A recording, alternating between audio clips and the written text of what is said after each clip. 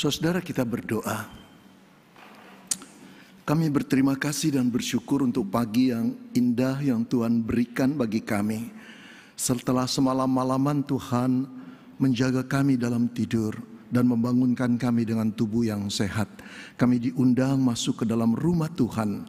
Kami bersyukur kami tidak ada di tempat-tempat yang lain, tetapi di dalam rumah-Mu. Di dalam rumah-Mu inilah kami memuji Tuhan, kembali difokuskan pada pencipta kami, pemelihara dan penebus kami.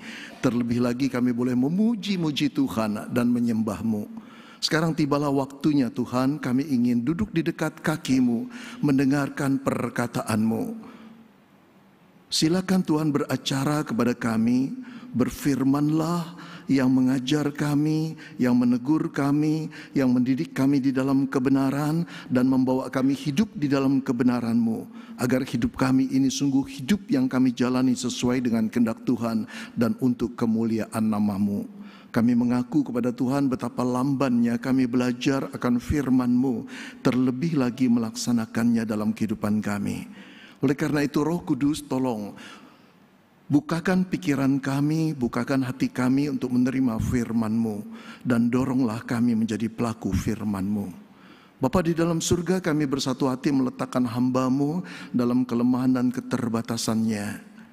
Kiranya Roh Kudus menguasainya, agar apa yang dikatakan firman semata-mata, dan kami boleh memahami firman Tuhan sebagai kehendak yang harus kami jalankan. Bapak berfirmanlah, karena kami telah siap untuk mendengar. Dalam nama Tuhan Yesus kami berdoa. Amin. Bapak, Ibu, Saudara yang kekasih di dalam Tuhan, Shalom. Saya bergembira kalau pagi ini boleh diizinkan Tuhan berbakti bersama-sama dengan saudara di tempat ini. Saudara, firman Tuhan yang akan saya sampaikan didasarkan pada 2 Korintus 5 ayat yang ke-7, saudara. 2 Korintus 5 ayat yang ke-7. Demikianlah firman Tuhan. Sebab hidup kami ini adalah hidup karena percaya, kata Paulus kepada jemaatnya di Korintus, bukan karena melihat. Sebab hidup kami ini adalah hidup karena percaya, bukan karena melihat. Saudara yang dikasihi Tuhan, pernah gak saudara mengenal seorang yang jiwanya selalu cemas? Kalau ketemu dengan dia, ceritanya tentang kekhawatiran, ketakutan. Kita bisa merasakan, ngomong sebentar saja orang ini gak pernah bisa tenang, selalu mengungkapkan perasaan cemasnya, baik dia menghadapi hal-hal besar atau yang remeh-temeh. Bahkan sebetulnya belum tentu terjadi, kita tahu itu. Sebagian besar yang dikeluhkan itu nggak pernah terjadi, tapi dia pencemas yang luar biasa. Saudara pernah punya teman seperti itu? Atau jangan-jangan ada anggota keluarga saudara, bahkan pasangan hidup saudara yang jiwanya pencemas. Saudara, orang-orang seperti ini kasihan sekali. Rasanya walaupun Allah memberkati dengan limpah, hampir tidak ada artinya. Kekayaan yang diberikan oleh Tuhan, pendidikan tinggi yang dianugerahkan Tuhan dalam pencapaian studi dia, atau popularitas, nggak pernah punya arti karena dia nggak bisa nikmati. Bahkan dia ngiri dengan orang yang sederhana kok bisa tenang hatinya, berbeda dengan dia yang selalu gelisah. Saudara, sebetulnya kecemasan saudara dalam batas tertentu wajar sih. Kecemasan itu reaksi tubuh yang mengantisipasi bahaya yang datang atau sesuatu yang tidak mengenakan dirinya, lalu membuat persiapan. Tidak apa-apa, itu bagus buat ketahanan hidup, buat kita survive. Saya pikir kecemasan itu pun saudara bagian dari perasaan yang memang diciptakan Tuhan dalam diri manusia. Tapi kalau kecemasan itu saudara sudah begitu menguasai, merasuk sampai seseorang itu tidak bisa lagi menikmati apa yang Tuhan beri. Setiap keadaan yang Tuhan karuniakan, berarti kecemasan itu betul-betul kecemasan yang harus diatasi. Yang tidak cocok dengan kehendak Tuhan. Nah, saudara pernah gak saudara punya teman seperti itu? Saudara, jangan-jangan ada di antara kita yang berkata, jangankan bicara orang lain, Pak, itu saya, Pak. Saya seperti itu belasan tahun. What? Belasan tahun? Waduh, saudara, kalau hidup belasan tahun dalam kecemasan, saudara, bisa saya bayangkan stresnya hidup saudara. Kalau hal-hal kecil, bangun pagi, para ibu sudah berpikir, apakah udara ini akan semakin kotor atau enggak? Aku akan batuk gak? Anak-anak kena penyakit gak? Lalu kalau musim hujan, sebentar lagi hujan, gimana anak-anak? Lalu berpikir lagi, kalau anak-anak telat bangun, nanti makannya, sarapannya gak beres, nanti bisa sakit. Waktu ngantar anak, apakah macet? Apakah nanti gurunya killer? Apakah gurunya akan membuli dia? Banyak hal dipikirkan tiap hari. Beratlah hidup ini. Begitu juga kita para pria, bukan? Ada banyak yang kita pikirkan, kita cemas. Kalau kita menjadi atasan, apakah asisten kita selesai reportnya hari ini? Kalau enggak, bos marah, telepon lagi, gimana, kamu udah selesai belum? Kalau diberkata sudah, kita berpikir benar apa enggak? Banyak hal yang kita pikirkan. Saudara, berapa tahun pun kita jadi anak Tuhan, kita tidak akan pernah menikmati anugerah Tuhan, karunia Tuhan, berkat-berkat yang melimpah dari Tuhan. Buat apa? Gak bisa dinikmati kok. Saudara-saudara, kalau kita di tengah-tengah kelimpahan gak bisa menikmati, peribahasa yang paling cocok seperti ayam mati di lumbung padi. Ada banyak makanan, tapi gak bisa dinikmati. Dia makan terus, gak dirasa. Mati sendiri, mungkin matinya bukan kekenyangan saudara, karena gak bisa merasa bahwa dia sudah kenyang.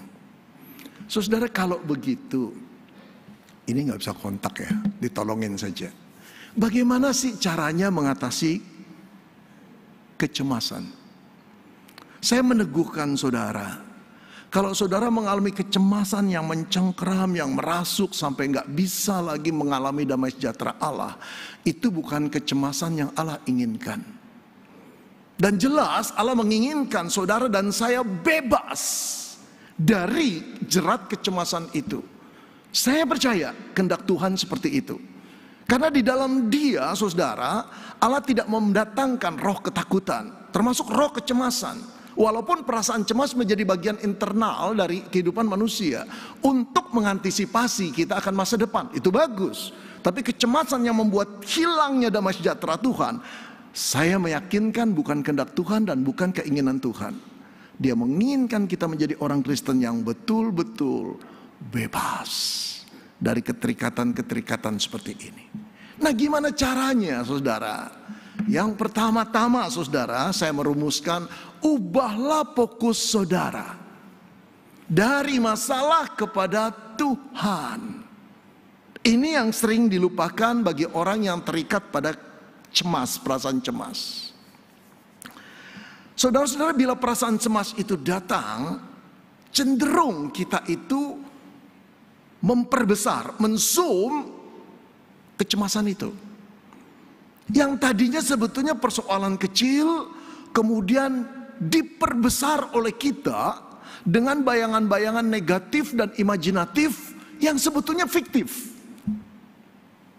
Saudara, ada sebuah buku mengatakan 95% kekhawatiran manusia itu tidak pernah terjadi. Tapi satu kekhawatiran yang kita pikirkan saja sudah menyiksa hati kita, betul gak? Menyiksa perasaan kita. Sampai kita tidak bisa lagi mengerjakan sesuatu dengan produktif. Keluar keringat dingin, jantung berdebar-debar.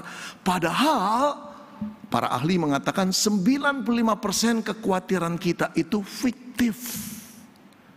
Jangan mau, saudara, dibodohi dengan hal seperti ini, dikerjai oleh hal seperti ini. Siapa yang mengerjai?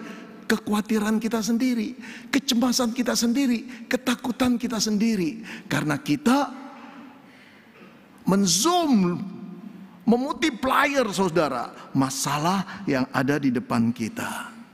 Yuk, normal-normal saja, hidup ini memang banyak masalah. Bahkan saya berkata hidup ini sebetulnya adalah antrian masalah. Sejak manusia jatuh dalam dosa, tidak ada di dunia ini yang gak jadi masalah. Orang lain bisa menjadi masalah buat kita. Diri kita sendiri juga menjadi masalah buat diri kita. Tidak ada yang beres setelah manusia jatuh dalam dosa. Tetapi bukan berarti kita harus terpaku pada masalah. Apalagi diperbesar sehingga imajinatif dan fiktif. Yang gak terjadi kita pikir akan terjadi. Jadi yang pertama-tama saudara, ini persoalan perspektif, paradigma kita. Jangan terpancing terus-menerus lihat masalah itu. Tapi yuk mulai alihkan, ada Tuhan. Ada Tuhan yang menjadi bapakmu. Ada Tuhan yang menjadi gembalamu. Dan Tuhan itu pencipta alam semesta yang punya kuasa luar biasa. Yang bisa melakukan apa yang mustahil bagi manusia, mungkin bagi beliau demi kita. Nah saudara, di Alkitab saya mendapati, saya ingin saudara ingat lagi. Pada waktu Musa membawa bangsa Israel ingin memasuki tanah Kanaan. Ini tanah perjanjian yang dijanjikan Tuhan kepada Abraham, kepada bangsa Israel. Dan sekarang Musa memimpin bangsa Israel menuju tanah perjanjian itu setelah membebaskan dari penjajahan bangsa Mesir. Saudara sudah sampai di depan itu loh, bangsa Kanaan, tanah Kanaan. Sudah tinggal masuk. Musa mempunyai satu hikmat. Dia kirim 12 pengintai untuk masuk diam-diam mengamati negeri itu seperti apa. Ini antisipasi yang bagus. Saudara, setelah 40 hari pengintai itu masuk dengan diam-diam, memperhatikan, mengamati, mengobservasi, pulanglah mereka, keluarlah mereka bertemu dengan Musa. Di depan bangsa Israel, 10 pengintai berkata, negeri itu memang makmur, banyak susu dan madunya, tapi orang-orang di sana, wow, tinggi besar dan perkasa, apalagi orang enak. Orang enak itu artinya orang dari kaum enak. Itu tinggi besar, mereka keturunan raksasa. Jangan kita masuk, pasti kita akan kalah. Kita itu seperti belalang di depan mereka. Saudara lihat orang yang memperbesar masalah, kita seperti belalang. Pelukisan itu mengecilkan diri sendiri dan memperbesar masalah. Ada masalah ketika mereka masuk, ada orang-orang di sana, normal-normal saja. Tapi jangan memperbesar masalah lalu membuat kita jadi seolah-olah tidak berdaya. Kita itu seperti belalang. Hanya 2 pengintai, Yosua dan Kaleb berkata, negeri yang Tuhan janjikan itu luar biasa indahnya. Masuklah, kita tidak akan kalah. Kenapa kita tidak akan kalah? Karena mereka tahu negeri itu dijanjikan oleh Tuhan. Mereka mulai melihat Tuhannya, bukan masalahnya. Saudara-saudara, mereka marah sekali dengan Yosua dan Kaleb. Mereka berteriak-teriak seolah-olah mereka mau dijorokin masuk ke tanah Kanaan dan mengalami kematian di sana. Mereka lupa siapa yang berjanji. Mereka lupa siapa yang akan memberi tanah itu. Tuhan Allah mereka. Saudara, inilah konsekuensi kalau kita melupakan Tuhan. Buat apa kita datang ke gereja tiap minggu? Buat apa kita berdoa kepada Tuhan? Buat apa minta orang doain kita? Buat apa minta pendeta doain kita, majelis doain kita, kalau kita tidak percaya pada Tuhan? Kita punya Tuhan. Saudara, kadangkala di dalam kedukaan ya, saya merasa terhibur sekali. Entah yang kedukaan di keluarga kami, atau keluarga teman, atau keluarga jemaat. Sesuatu yang tidak kita pikirkan terjadi sehingga kehilangan seorang yang dicintai. Tapi kok bisa kuat ya? Padahal itu seperti badai gelombang yang besar dalam kehidupan jemaat itu atau diri keluarga kami. Saudara tahu, orang Kristen kalau sumpek, rasa tertekan, dia tinggal menutup mata dan berkata, Bapa yang di surga, aku sedih. Aku kehilangan, tolong topang aku. Indah loh, keren loh saudara. Ada tempat pengaduan. Ada pribadi yang bisa diajak bicara, bukan imajinatif, bukan fiktif. Nah, saya bayangkan ketika orang gak percaya sama Tuhan, hatinya tertekan, kehilangan, kedukaan, lalu dia lipat tangan, mau ngomong sama siapa? Engkau punya Allah, aku punya Allah. Dia Bapa yang mengasihi kita, Bapa yang pernah menurunkan anak tunggalnya demi pengampunan dosamu dan dosaku. Buat apa punya Bapa seperti itu kalau kita tidak datang kepada Dia, mencari Dia? Buat apa? Saudara-saudara yang dikasihi Tuhan, di dalam perjanjian lama ada seorang raja yang bernama Yosafat, Raja Yehuda. Raja yang baik, raja yang menyayangi rakyatnya, raja yang membuat makmur rakyatnya. Raja yang luar biasa takut akan Tuhan dan membuat Israel hormati Tuhan Allahmu, singkirkan berhala. Satu kali saudara, seseorang datang pada dia dan berkata, "Tuanku Raja Yosafat, ada laskar yang besar sedang datang untuk memerangi tuanku." Saudara, laskar itu gabungan 3 pasukan militer dari 3 kerajaan. Bani Amon, Bani Moab, Bani Meonim. Di 2 Tawarikh ayat 2, pasal 20. Saudara-saudara, ketika mendengar itu gabungan 3 kerajaan, gimana reaksi Yosafat? Saya tuliskan begini. Yosafat menjadi takut. Saudara, dia bukan penakut. Yosafat itu raja yang punya banyak pengalaman dan prestasi untuk memimpin perang dan menang. Tapi kenapa sekarang menjadi takut?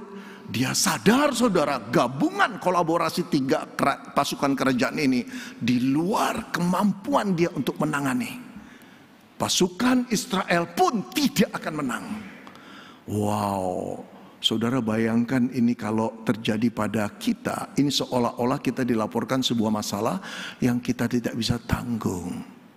Entah itu masalah hukum, masalah keuangan.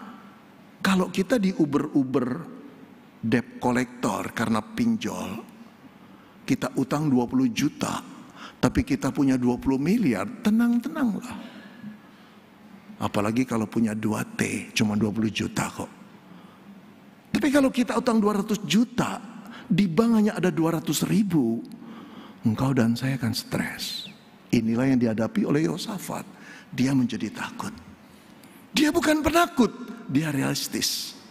Gak bisa ini ditangani. Nah, apa yang dia perbuat ketika dia menjadi takut? Apakah Alkitab berkata dia masuk ke kamar, dia menangis, keluar keringat dingin, dia berteriak-teriak, kadang-kadang memarahi pengawalnya, kadang-kadang menangis, gak karuan? Enggak. Ayat selanjutnya, di bagian selanjutnya berkata, lalu Yosafat mengambil keputusan untuk mencari Tuhan. Ini loh yang Allah senangi. Buat apa dia jadi bapak orang percaya kalau dia tidak diandalkan? Buat apa? Buat apa dia menurunkan anak tunggalnya untuk mengasihi manusia berdosa kalau setelah disucikan manusia berdosa mengabaikan dia? Buat apa? Masih kurangkah kepercayaan bahwa Allah itu mengasihi kita? Saudara-saudara, ketika kita dihantui oleh perasaan kecemasan, boleh kita mencari penolong, counselor. Juga kita boleh counseling dengan psikiater, psikolog, atau ahli hukum, atau orang perbankan untuk mencari jalan keluar masalah kita. Boleh cari teman, sahabat, boleh. Tapi bodohlah kita kalau mengabaikan pribadi yang bernama Allah. Sebab dia pencipta alam semesta. Dia bisa bekerja pada orang-orang yang kita datangi untuk minta pertolongan. Dia bisa bekerja saat keadaan mustahil bagi kita untuk mendapat pertolongan, dibuatnya menjadi mungkin. Andalkan dia. Ini bukan omong kosong. Kalau saudara percaya Allah itu ada dan Allah menebus saudara, dia pribadi yang hidup. Jalan keluar ada di tangannya, masa depan kita ada di tangannya. Mosok kita mau abaikan yang namanya Allah sih? Saudara, menarik sekali. Ada sebuah cerita kuno. Di sebuah kerajaan ada seorang sastrawan yang sangat-sangat pandai. sangat berhikmat. Sampai raja kadang-kadang kalau mau mengambil keputusan, memanggil dia dan konsultasi sama dia. Saudara, raja sangat senang dengan sastrawan pandai dan berhikmat ini. Dia populer, saudara. Income-nya juga tinggi. Tetap tinggal di sebuah rumah yang sederhana. Tapi saudara, tidak ada orang banyak yang tahu bahwa sastrawan yang berhikmat ini hidup dalam kecemasan yang tinggi. Kepandaiannya tidak berbanding lurus dengan mentalnya. Sedikit ada masalah, dia takut sekali. Dia pernah memikirkan kalau ada orang yang lahir atau pemuda remaja yang lebih pintar dari dia. Stres sendiri. Dia pernah berpikir, kenapa kok bulan ini raja cuma panggil saya 3 kali, biasanya 5 kali. Dia pernah berpikir, saudara, kalau dia tidak populer lagi gimana? Dia bisa berpikir, saudara, ini kalau penghasilan ini nanti dirampok orang bagaimana? Banyak hal yang dia pikirkan. Dia punya pembantu baru, dia berpikir orang ini jujur apa enggak. Susah hidupnya. Nah, saudara, dia tahu dia ini sakit mental. Ini harus disembuhkan. Kalau enggak percuma aku punya hikmat. Lalu dia mulai cari obat. Dia cari tabib-tabib yang bisa mengobati dia. Tapi saudara, tidak ada tabib yang bisa menyembuhkan dia. Setelah dia berkelana berbulan-bulan, dia lelah sendiri. Hanya tinggal satu tabib yang terkenal. Tabib ini juga misterius, tinggalnya di puncak gunung. Tapi demi dapat obat kecemasan, dia pergi naik ke sana. Berbulan-bulan saudara dia kitari gunung itu. Sampai akhirnya ketemu dengan seorang kakek-kakek. Inilah tabib yang terkenal. Ketika diceritakan kecemasannya, tabib-tabib yang sudah memberikan obat, tabib yang terkenal bilang begini, hanya ada satu obat buat kamu. Sebuah pohon yang langka. Dalam hidupku aku cuma pernah melihat sekali, itu pun milik orang lain. Saya tidak tahu apakah pohon itu tetap ada atau tidak. Lalu digambar pohon itu, seperti ini daunnya, seperti ini namanya. Di mana aku mencari Pak Tabib? Aku pun tidak tahu. Saudara, lemeslah sang sastrawan berhikmat ini. Dia cari segala pelosok berbulan-bulan, tidak ada. Akhirnya dia pulang dengan kecemasan yang makin meninggi. Sampailah dia ke rumahnya. Semangatnya yang tadi cukup tinggi, sekarang rontok. Kecemasannya berkali-kali lipat menguasai dia. Saudara, setelah berbulan-bulan dia tinggal di rumahnya, satu pagi dia keluar pekarangan, dia ngopi di sana. Tiba-tiba matanya tertumbuk pada pohon-pohon rerumputan di pekarangannya. Dia kaget. Bukankah ini yang digambarkan oleh sang tabib? Ketika dilihat gambar dengan pohonnya dicocokkan, cocok sekali. Dia menepuk kepalanya dan berkata, bodohnya aku. Aku cari obat itu di mana-mana. Ternyata ada di pekarangan rumahku. 3 hari dia seduh daun itu. Kecemasannya berkurang jauh. Saudara, itu cuma cerita fiktif. Tapi tahukah saudara, begitu bodohnya kita orang Kristen yang mengabaikan Tuhan. Buat apa pergi ke psikolog, psikiater? Bukan tidak boleh. Ahli hukum, bukan tidak boleh. Tapi buat apa kalau Allah Bapakmu kau abaikan? Andalkan dia dulu. Nanti dia akan memakai orang-orang ini dengan hikmatnya. Saudara-saudara, ayo andalkan Tuhan. Dia benteng yang teguh. Dia tempat damai sejahtera kita. Dia sumber pertolongan kita. Tinggal tutup mata dan berkata, Bapa kami yang di surga. Aku punya masalah. Aku cemas. Tolong aku. Yang kedua, saudara, setelah kita memfokuskan diri kita pada Allah, bukan pada masalah. Mari kita lihat. Percayalah kepada Tuhan. Apa bedanya, saudara? Fokus kepada Allah datang pada Allah, cari Allah dengan percaya kepada Tuhan. Ada orang saudara yang tahu Allah itu ada, dia Bapak yang baik, tapi dalam pikirannya sukar sekali mempercayakan. Nah, mempercayakan adalah satu tahap di mana kita mau menyerahkan seluruh kekhawatiran kita, ketakutan kita, kecemasan kita, pikiran-pikiran kita yang negatif pada Bapa surgawi yang mencintai kita. Ini dibutuhkan keberanian untuk percaya pada Tuhan. Jelas keberanian ini akan datang dengan pengenalan saudara pada Tuhan. Saudara Yosafat mengenal Tuhannya. Karena itu dia berkata, dia mencari Tuhan dan menyuruh rakyat Israel untuk menyembah Tuhan dan memohon pertolongan Tuhan. Saudara yang dikasihi Tuhan, ada hal yang menarik lagi. Bentar ya. Saya ingin mengisahkan kisah Daud.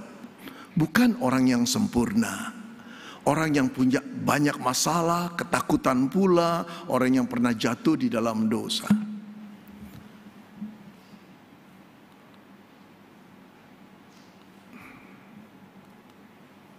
Ini ditujukannya kemana, nggak jalan-jalan? Jangan-jangan ke sini. Tolong dong dimajukan, dimundurkan.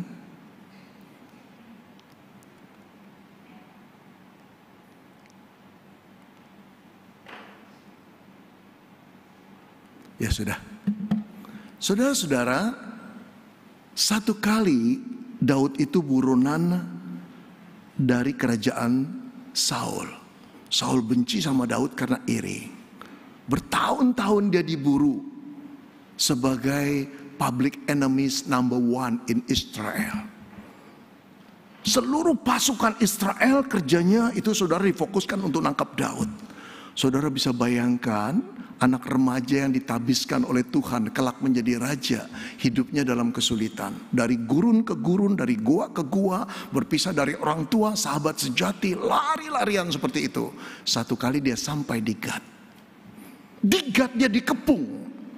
Saudara-saudara, dia takut sekali sampai saudara apa yang diperbuat oleh Daud. Daud pura-pura menjadi orang gila. Sehingga para pengawal Israel itu, pasukan Israel menganggap dia itu bukan ancaman sebetulnya. Lolos lagi. Tapi saudara tahu apa yang dikatakan dalam Mazmur 56 ayat 4. Dia berkata, pada waktu aku takut.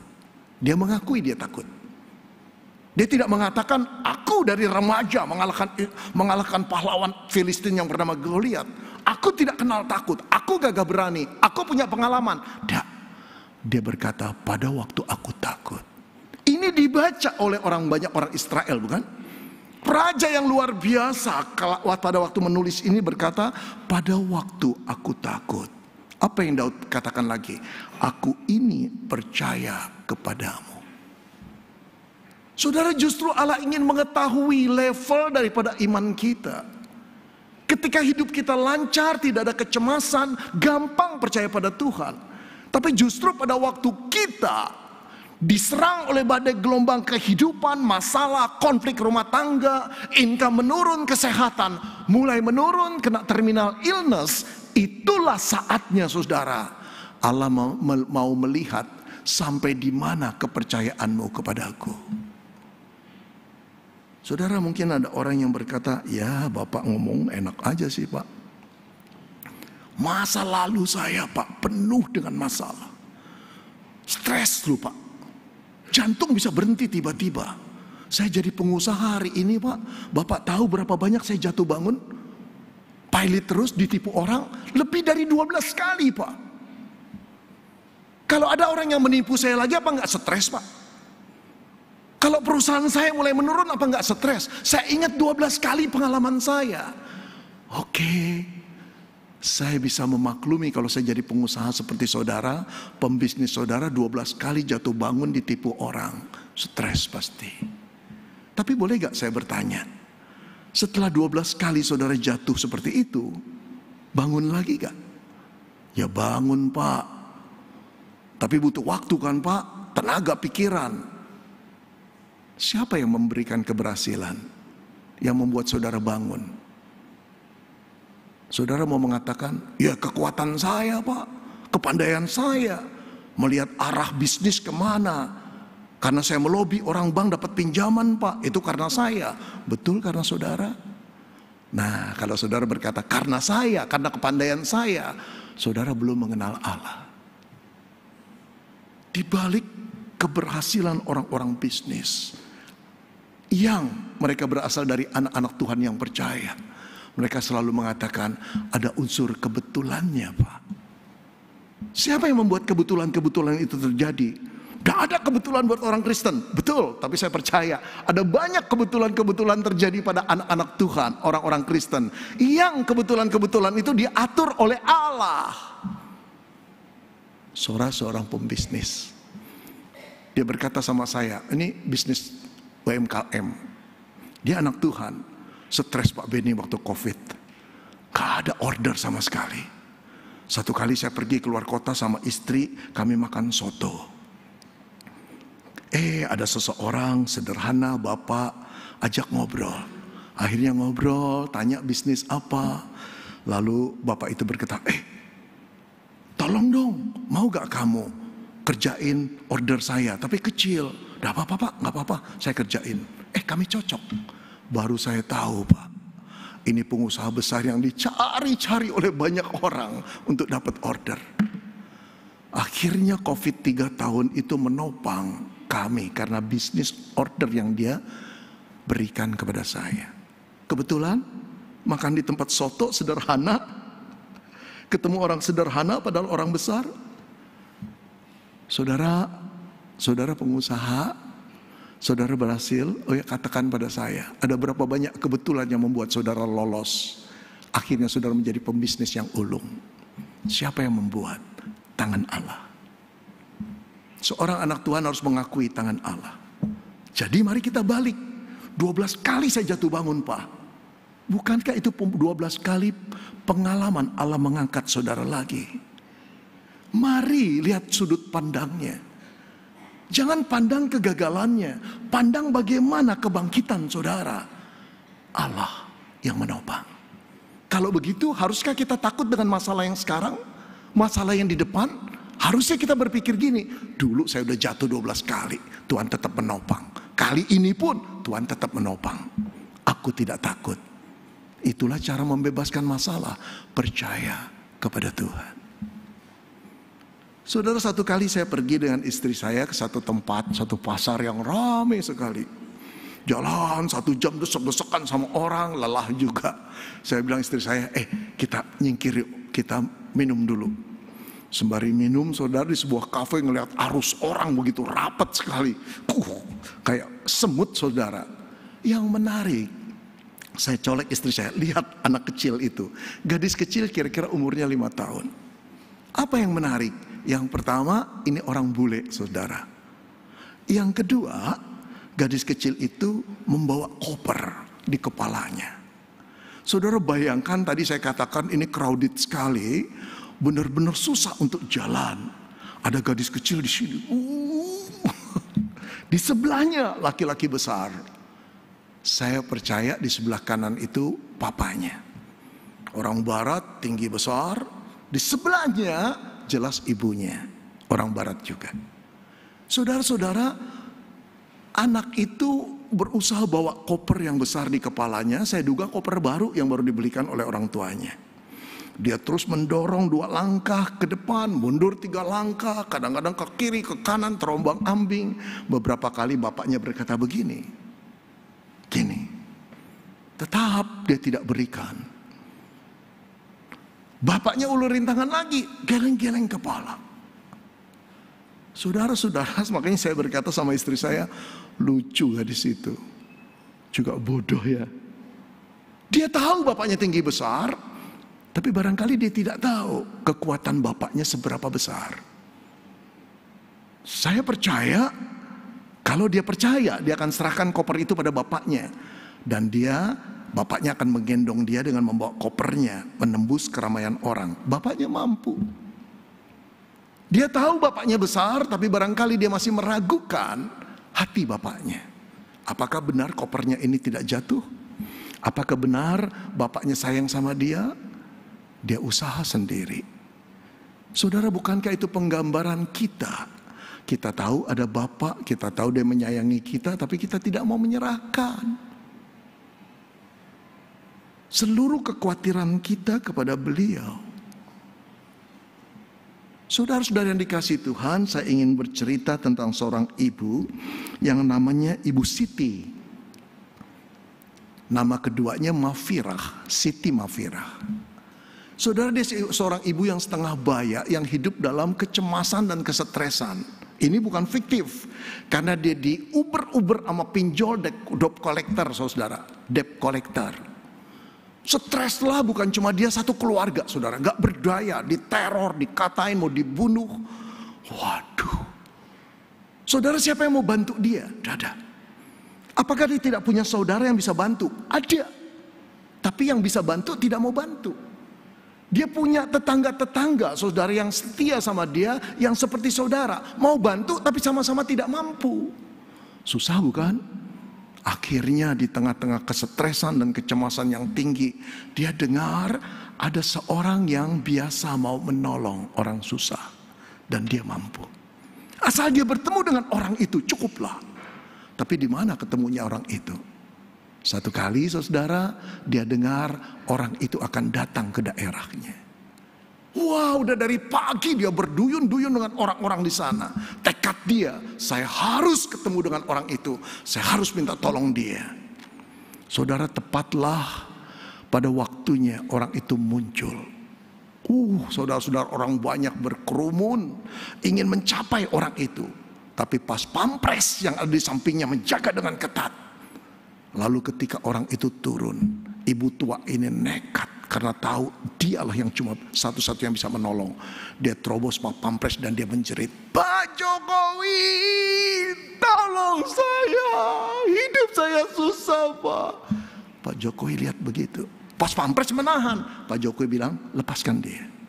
Dia datang, "Ibu punya masalah apa?" "Saya terbelit hutang, Pak. Saya nggak mampu, saya orang miskin, tolong saya, Pak." "Berapa utang ibu?" 3 juta rupiah, Pak. Saya diuber-uber debt collector." Dia bilang sama pas pampres, "Tolong bereskan utang ibu ini." Beres, saudara. Apa artinya 3 juta buat seorang presiden RI? 1000 kali orang 3 juta berutang dia bisa bayar. Tapi Pak Jokowi punya keterbatasan. Kalaupun hatinya ingin menolong, dia tidak mampu menolong seluruh rakyat yang 270 juta ini. Gak ada waktunya. Tapi tahukah engkau, Bapa penciptamu, penebusmu melalui anaknya, mempunyai kuasa yang tak tertandingi. Bukan cuma masa hidupnya, dia tidak pernah berakhir. Dia kekal selama-lamanya. Seluruh dunia ini dikendalikan oleh Dia, termasuk masa depanmu. Saudara-saudara, ketika Dia mengirimkan anak tunggalnya untuk menebus dosa manusia, agar manusia punya pengharapan diterima Allah di dalam kekekalan, Yesus namanya. Ketika Yesus bertemu dengan orang banyak, Dia berkata, "Marilah kepadaku semua yang letih lesu dan berbeban berat."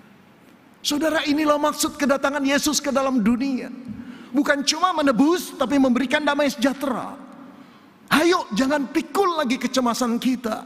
Datang pada Dia dan berkata, "Tuhan, aku letih, aku lelah, aku punya beban berat, beri aku kelegaan." Tapi saudara harus percaya kepada Dia.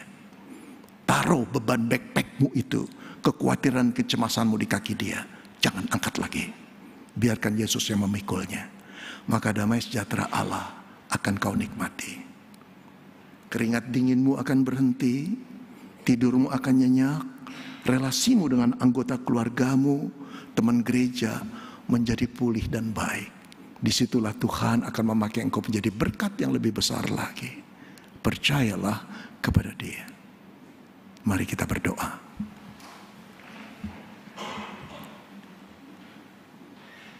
Saudara, Allah mengundang engkau untuk memfokuskan perspektif batinmu, jiwamu kepada Tuhan. Jangan terpaku dengan besarnya masalah ketakutanmu, baik yang real ataupun yang fiktif. Tapi sekarang fokuskan pandangan matamu kepada Tuhan. Ada Dia, Bapa penciptamu, Allah yang Maha Kuasa, yang menyayangi engkau tak terhingga, yang menjaga burung-burung pipit yang kecil saja untuk tidak jatuh di luar kehendaknya, yang mampu menghitung rambut kepalamu. Dia Bapa yang begitu telaten. Dia Bapa yang memperhatikan setiap detik hidupmu. Ayo, pergunakan mata rohanimu untuk melihat Bapakmu. Lalu percayai seluruh masa depanmu, kekhawatiranmu, ketakutanmu, kecemasanmu kepada Tuhan. Seperti Ibu Siti berkata, Pak Jokowi tolong saya. Maukah engkau menjerit, Tuhan tolong saya. Pada waktu aku ini takut, aku percaya kepadamu. Silakan berdoa. Allah akan membebaskanmu. Allah akan memutuskan mata rantai kekhawatiranmu, ketakutanmu, kecemasanmu. Kendalikanlah kecemasanmu dengan iman kepada Bapa, bahwa Dia Bapa yang baik. Pada waktunya Dia akan memberikan aku kelepasan. Bapa di dalam surga, terima kasih untuk firman-Mu. Kami merasa Engkau sedang berbicara secara pribadi kepada kami. Matamu menatap kami, tapi menatap dengan penuh peduli, simpati, empati. Mata seorang ayah yang mengasihi putranya, dan ingin berkata, aku mencintaimu nak. Aku ingin menggendongmu. Izinkan tanganku mengangkatmu. Bapak, kami bersyukur kepadamu. Kami bukan anak yatim piatu secara rohani. Kami tidak pernah ditinggalkan sendiri. Walaupun kami seringkali hilang arah dan tidak memperhitungkan Engkau dan mempercayai Engkau dalam persoalan hidup kami. Tapi pagi ini kami bawa persoalan kami, dan kami mengaku kami takut, kami tidak kuat, kami tidak punya kemampuan.